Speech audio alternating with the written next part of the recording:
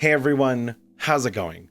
Bowser the Healer here, and today we're going to be talking about how to heal high level keys. High level in my book is 20 and above. However, I'm going to have you start thinking about this stuff in the 17 to 18 level because I think it's important to start applying this stuff early so that you have it down by the time you're doing 20s. It's very easy to carry people in World of Warcraft, but by around that key level, you'll start really feeling like, oh hey, on Fortified, that move becomes lethal. Like, yes, that move's going to become lethal real soon. Secondly, I do expect that you know a decent amount about routing, right? Like that you know where you want to put your cooldowns, your heals, right? Like where does that rewind go? Where does that Emerald Commune go? And that sort of thing. And finally, there's a few skills that you need to make sure that you have down pat. Things like trigger discipline, not using your defensives when you don't need them, not wasting resources in cooldowns so that you have nothing for certain pulls and whatnot. There's just a level of control that you need to have in order to compete at that level, right? To be able to heal at those higher level keys where there are just mechanics where if you don't set it up right beforehand, your party's gonna die. But also remember that it's a team game and that it's kind of up to everyone to crowd control, kick, do priority target damage, etc. It's not only your job as a healer to do those things, it's up to everyone. A great example you'll hear me talk about a decent amount here is the Blazebound Destroyers in Ruby Life Pools. It is everyone's job to be able to do priority target to those on a fortified week so that the healer doesn't have to heal way more than normal. You want that thing to cast Inferno as few times as possible. That's not on the healer, that's on everyone to help with that kind of mechanic. So if a dungeon fails and you tried your best, you were responsible for what you had to do, you put everything you had in there and it wasn't enough, probably someone else's job. So try not to beat yourself up over it. There's going to be a lot of losses. One final thing to go over is that you need to be fully kitted out, right? Not only do you need to have good gear, but make sure it's enchanted, make sure you have your health pots, your weapon augments, your versatility pots, etc. You can probably ditch augment runes because they're a little too expensive as of season 1, maybe in season 2 if they get better. You need to have that stuff because sometimes you just gotta drink a health pot in order to survive something. Now, let's get into opening theory. I know this video is going to take a while, so I'm gonna go kind of fast. Feel free to rewind if you need it. Opening theory on preservation is I always start with a temporal anomaly on every single pull, right? If I can throw a temporal, I do. I echo anyone who doesn't have an echo to them, and then typically speaking, barring certain scenarios, I fire breath. The reason for that is Life Giver's Flame is a lot of healing. We want that to start, and we want our damage to start, because if there is a lot of healing we're about to do, we want to make sure that the Flame Breath is doing its job healing and damaging, so that we can start focusing on the healing aspect and then return to damage. Or if it's lightweight, that we blast a full charge Fire Breath, get all the damage down that we can, and just try to help get the mobs down as fast as possible. So if the damage is light, then I typically will give everyone a reversion. I try to put out reversions to farm the season 1 tier set as soon as possible. If it's season 2, I'm probably not doing this nearly as much. If I expect there to be incoming damage though, you're going to see me use that temporal anomaly to deliver echoes to everyone for a Dream Breath. The Dream Breath is our backbone. With that double Dream Breath ticking, we're going to be able to get players a ton of healing because between their own leech and their own personals, the Dream Breath, the Fire Breath, and a reversion or an echo reversion should be all the healing in the world to top someone off after they've taken damage.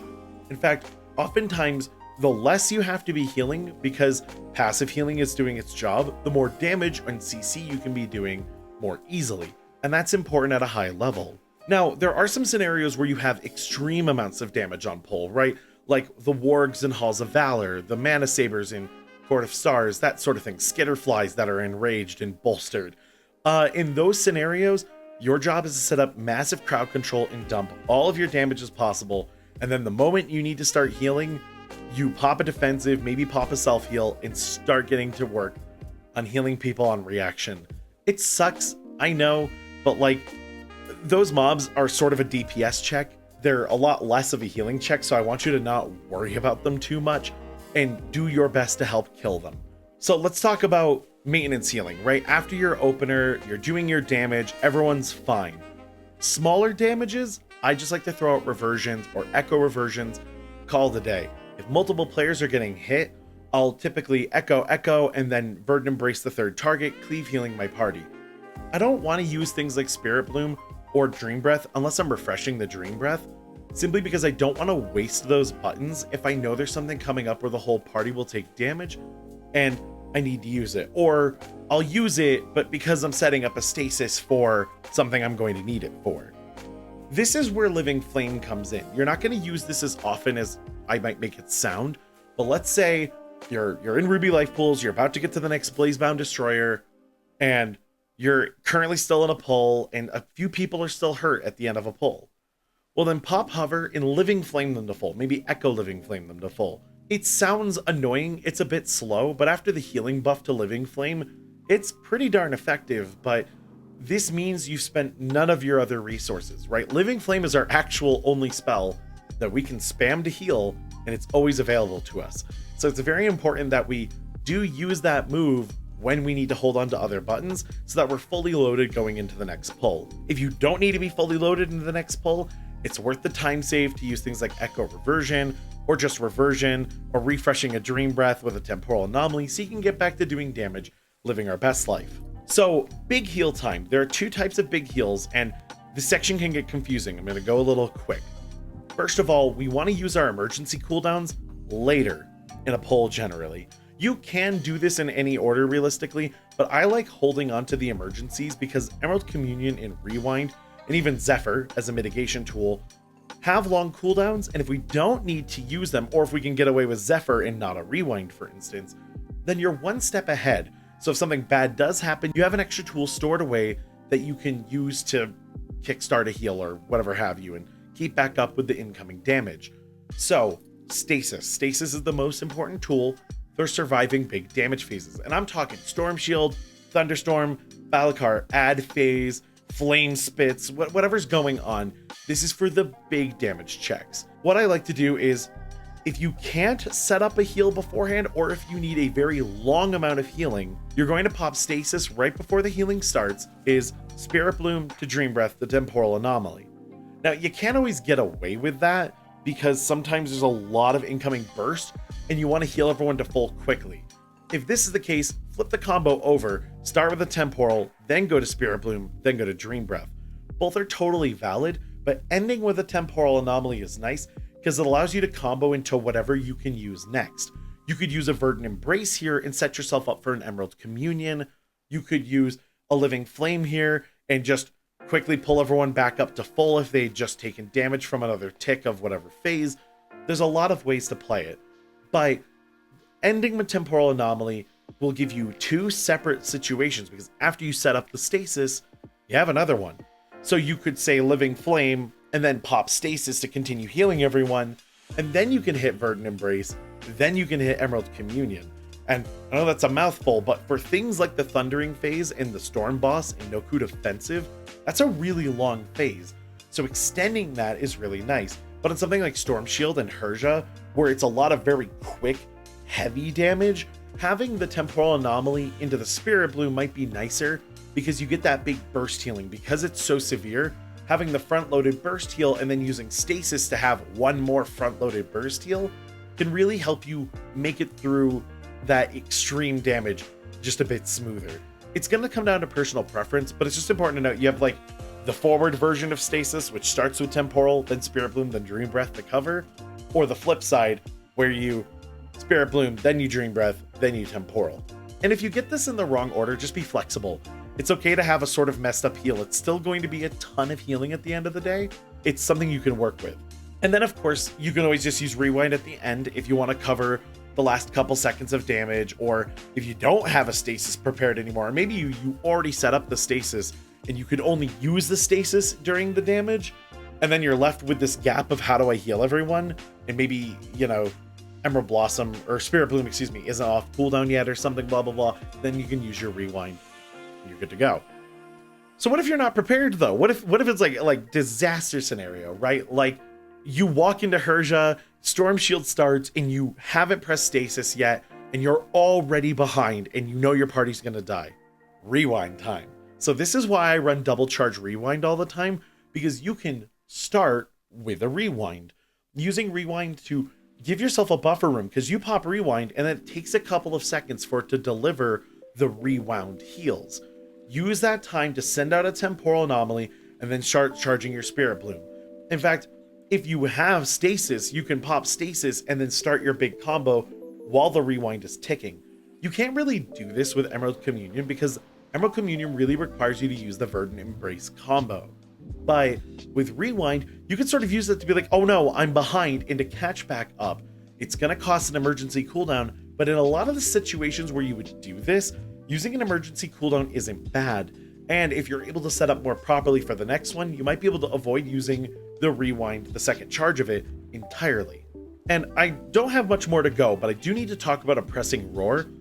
If you have a group and you're coordinated, bring Oppressing Roar and feel free to not take Terror of the Skies, because Oppressing Roar works with any CC. So you can use it with, say, like a Monk's Leg Sweep or something like that, and get a very big effect out of it. However, if you're a Pug Star like me, Terror of the Skies is a must, because Oppressing Roar will make your Terror of the Skies even stronger. And generally, players I've learned tend to see the Oppressing Roar, don't see the Oppressing Roar, but they see the Terror of the Skies, and they go, oh hey, they're CCing, I can chain after that. And then you end up getting a nice layering of CC, and it's much better than if they did it without Oppressing Roar. So it's kind of always a good way to use it.